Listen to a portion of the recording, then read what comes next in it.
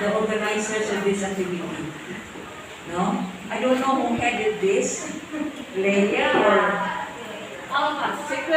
Secret Society, Miss. si Cora. As Cora. Si May. Thank you so much. I didn't expect this. No? So that's why when we arrived, I don't understand what I'm feeling.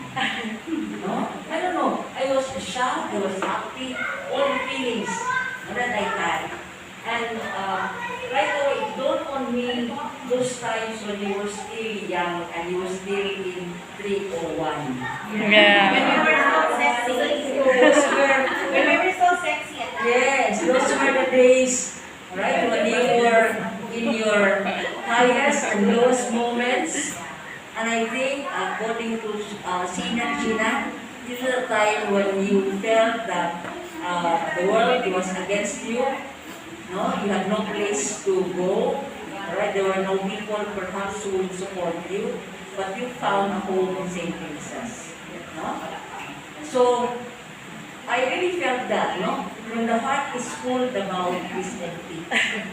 So I said, I was listening to all of you, I said, I hear my voice in all your sharing. I hear myself. And I'm so thankful because now I saw my brilliant and shining stars in all of you. And I had always asked myself, what more can I ask for? No? So that's why I always tell people, you know what the best profession is still teaching. Because even if the department closes, but you are still there to bring with you the values of St. Jesus. You know? And then your students will also bring the values that they have learned from you. So this is it, not that this is life. But however, seeing the success or listening to all your successes, listening to all your stories, you know, made me feel that I have chosen the best profession in the world. And I'm so thankful that you also allowed me to journey with you. I know there were times when I think somebody was sharing, there were tender moments when I was with you, but there were also not so tender moments, you know, when I was with you. I know I was rather strict because I had a purpose. Now, when we come to college, now we have to remember that this is the last year in our schooling, most of us, because few of us would proceed to mastery. So that's why you have to have a goal in life. And sometimes that goal may not be clear. But it was very clear for me that you have to succeed. Alright? In whatever career you have chosen. And so being an instrument, I have to really to give my best to help you achieve. And I noticed that all of you had really tremendous talents and capabilities.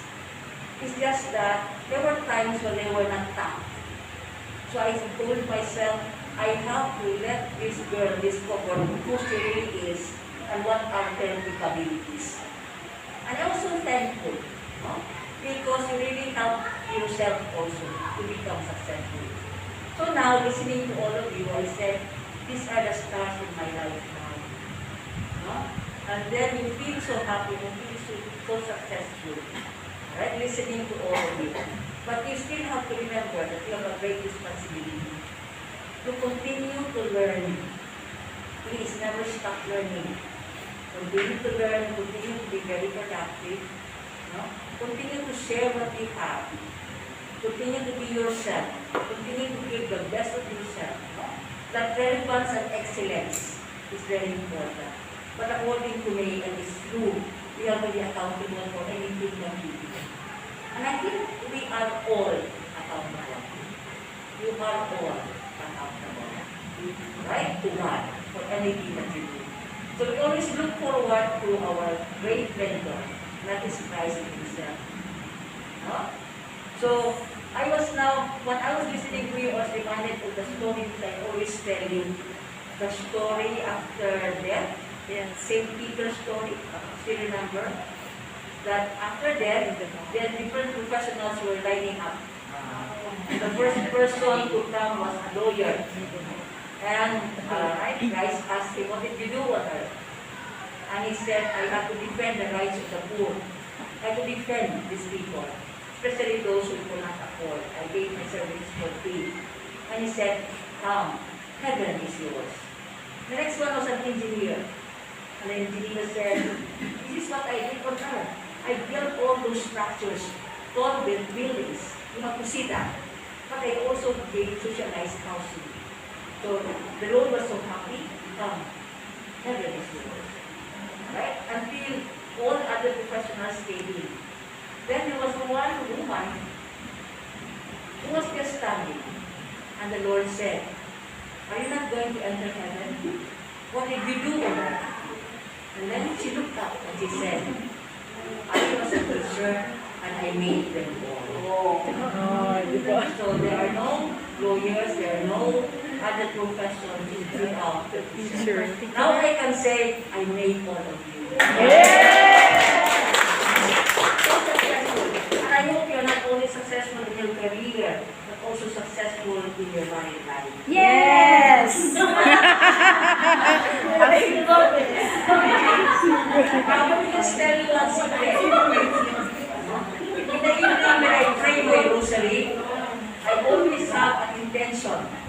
My intention goes like this, no? Because I cannot name all my students. So the first intention, now my fourth intention will be for all my students in grade school. Because I taught in St. Teresa's College for 18 years. No? So these are all for my students, so I hope that they are also happy and successful in their career and their families. And the next one is, these are for all my students in college. So every night when I pray my rosary, I always include you in my prayer. Thank you, Miss. Thank you, Miss. Alright, so not only for your professional career, but also for your family life. Yeah, because when we are happy with our families, then we radiate that happiness to our world. And you know that teaching can also be, that can also burn us out. No? Because of so many paperwork, so many things to do, so many things to study. But you always find time to be yourself. At the end of the day, please lang. It's a 10 minutes at least quiet nap time. I'm trying to think, what have I done today? What is it that I want to do is I was not able to do today? What will I do tomorrow? Something like this. Thank you, Lord. That sense of gratitude. No? So, as I said again, even if the department closes after next year, no? Because we still have third year students, I have 6 more educators. And they are all general education, they'll be graduating next year. But St. Teresa's will live on with each one of you. Yes. No?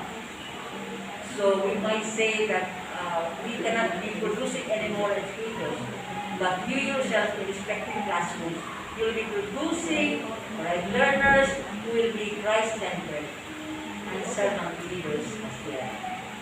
Right? So thank you so much. So I know really for taking the time to be here. It's so touching, no? Now I was telling this their group because we met. Some of them came from Indonesia. And I told them, I think it's high time that before the college closes, then we can have a reunion for all educators. I think way back 2000. What? Katong dito ka ba? Reunion? 2000.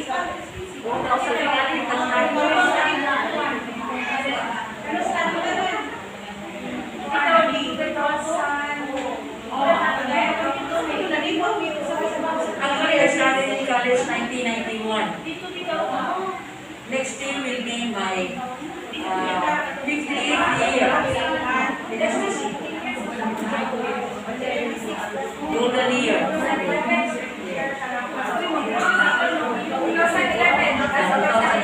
Yeah. So is it possible? So can I expect this group? Yes. Yes, Miss. To be responsible for your watchmates. Yes. We will organize a reunion and also to show our gratitude to the ICF. Yes. If wala pang ICF, I think we will not be also who we are now. Yes. Yes. Agree. So we'll be, I think that's what we're showing also slightly to them. So we will have to have a union after graduation na lang. 2023. So, I asked Dani because she's an event coordinator. So she'll be one of Events. those representatives in lang batch. So I hope every batch, will have a representative. Dani may can take their numbers. So may I ask the Balangman group to take care of the group? Balangman Studios, please. Okay, ang ako lang ba, we have to thank also the ICN. All our teachers. We try to invite everybody to be there. Madam De La Rosa is still alive. So I don't know Madam De La Rosa yung teacher.